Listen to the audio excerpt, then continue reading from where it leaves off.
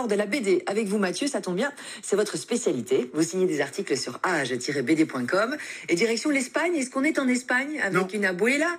Non, mais c'est une mamie espagnole. C'est une mamie espagnole, mais on est en France. Parce qu'on imagine que dans quelques années, le réchauffement climatique sera devenu tellement grave que des villes entières du sud de l'Europe sont devenues inhabitables. Et donc, les Espagnols, les Portugais, les Italiens, ils sont obligés de se réfugier plus au nord, notamment à Paris, où le gouvernement donne l'ordre aux habitants qui ont de la place d'accueillir des réfugiés climatiques chez eux. Et donc, le personnage principal de cette BD, qui s'appelle Louis, il hérite d'une mamie espagnole, voilà, on y arrive, qui s'appelle Maria del Pilar Gómez y Gómez. Et Louis, il se réjouit de l'accueillir, mais par contre, sa famille le voit d'une toute autre façon. Sa mère, sa fiancée, elles sont pas super ravies d'accueillir des réfugiés espagnols dans leur bel appartement du 16e arrondissement de Paris. Et donc, clairement, dans le tome 1, ça c'est le tome 2, mais dans le tome 1, Louis, il avait clairement vu sa vie être chamboulée par l'arrivée de cette famille espagnole avec la grand-mère Maria, mais aussi Nieves, sa petite fille, très jolie, Francisco, son frère protecteur.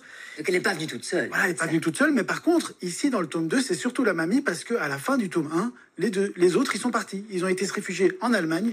Et donc Louis, il reste tout seul avec la mamie. Sauf que la mamie, elle reste. Il se passe quoi alors du coup dans ce tome 2? C'est ce qu'on voit dans ce tome 2 et c'est pas de tout repos parce que la vieille mamie, elle déborde d'énergie, mais elle a aussi un sacré caractère.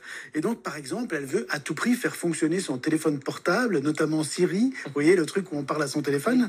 Mais voilà, ça marche pas du tout. Et puis finalement, quand ça marche, elle se retrouve à jouer à des jeux vidéo au milieu de la nuit. Elle réveille tout le monde. Donc clairement, Louis, il sait pas toujours très bien comment gérer la situation. Et évidemment, sa famille, elle continue à ne pas bien vivre la situation. En particulier, la mère de Louis, qui est vraiment qui a un comportement très froid, notamment avec la mamie espagnole. Mais dans ce tome 2, il y a quelque chose qui va se passer avec le père de Louis qui va tout changer.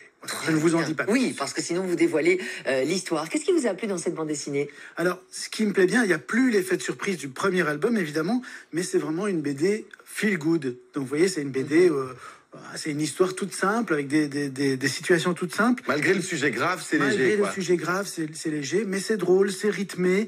L'auteur, qui s'appelle David Rath, il a un vrai talent de conteur pour animer tout ce petit monde avec des personnages savoureux, notamment le gentil Louis et la mamie espagnole un peu débordante d'énergie. Les dessins aussi sont assez réussis, même si on reste dans quelque chose d'assez classique. Finalement. Et c'est aussi l'occasion d'aborder le vivre ensemble, j'imagine, non? Les générations, les cultures, etc. et d'assembler tout le monde. Exactement, comme le disait Hugues, c'est une BD qui aborde en fait des sujets importants, le réchauffement climatique, le vivre ensemble, la tolérance, mais tout ça sur un ton très optimiste, plein de valeurs positives.